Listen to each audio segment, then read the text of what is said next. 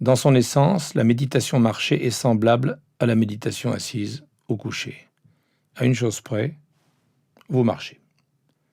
La conscience que vous cultivez est la même, votre corps est le même, votre esprit est le même. Simplement, vous marchez. Mais, et c'est la grande différence avec la marche ordinaire, vous n'allez nulle part. Vous n'allez vraiment nulle part. Vous vous exercez plutôt à être présent à chacun de vos pas. Choisissez un endroit relativement calme où vous pourrez faire des va-et-vient sans être dérangé ni observé. Car la méditation marchée, lente et formelle, peut paraître extrêmement étrange vue de l'extérieur, à moins que vous ne préfériez pousser un chariot de course devant vous au supermarché et passer ainsi inaperçu quelle que soit votre lenteur. Ce peut être à l'intérieur comme à l'extérieur, en pleine nature. L'espace ne doit pas nécessairement être très grand, juste de quoi vous permettre d'effectuer une dizaine de pas, puisque vous n'allez nulle part. Vous marchez sur le chemin que vous avez délimité dans l'espace, croisant les mains dans votre dos ou devant vous, ou les laissant simplement tomber sur les côtés, selon ce qui vous semble le plus confortable et naturel. Au bout de 10 pas, vous marquez une pause en restant debout et en respirant, aussi longtemps que vous le souhaitez.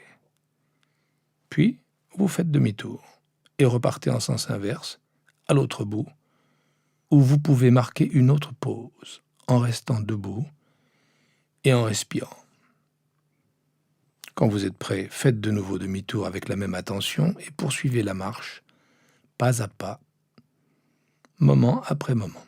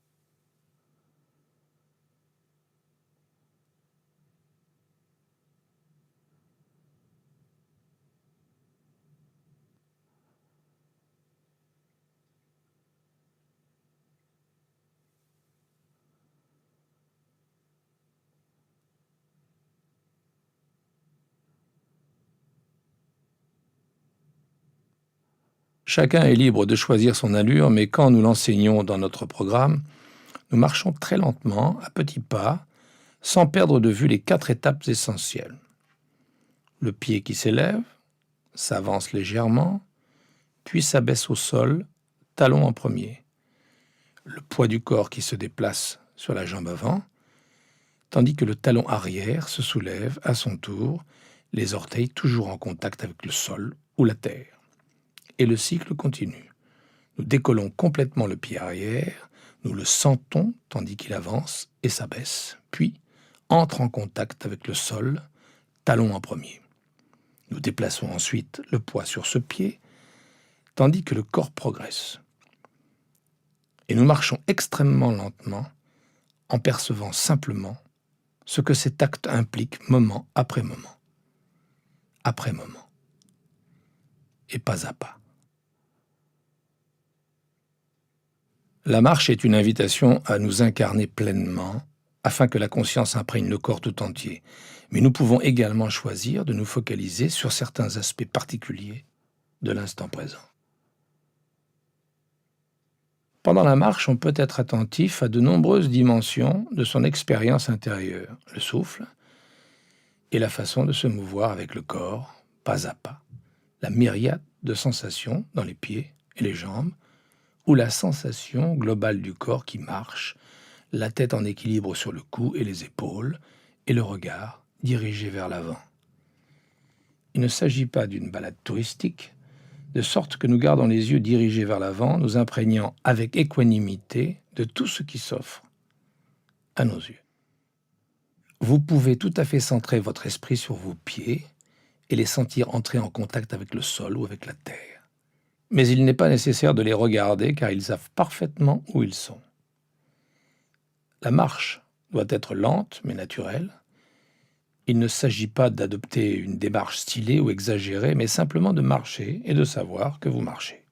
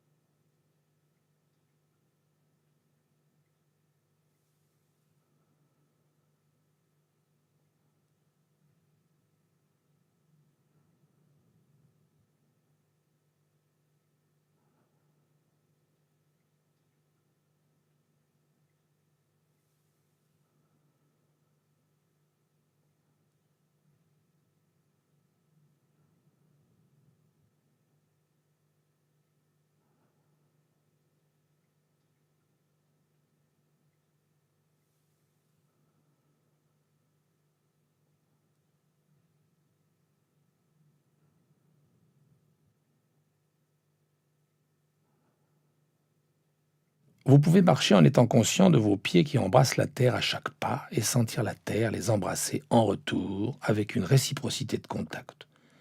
Sentez l'air autour de votre corps et le vent sur votre peau partant de brise. Vous pouvez porter la conscience sur n'importe quelle dimension du paysage sonore, du paysage corporel, du paysage du souffle, du mental ou du présent, puisque tous se déploient à tout moment et à chaque pas. Vous pouvez même pratiquer l'amour bienveillant en invoquant à chaque pas une ou plusieurs personnes à qui vous aimeriez adresser votre amour. Vous pouvez passer en revue toute votre famille, encore et encore, une personne à chaque pas, tout en allant et en venant, ou inclure d'autres personnes, y compris vous-même, comme dans la pratique de l'amour bienveillant. Vous pouvez pratiquer la conscience sans objet, en demeurant dans l'immensité de la conscience même, en laissant l'intérieur et l'extérieur se dissoudre dans l'acte même de marcher et en étant la connaissance même, moment après moment, et pas après pas.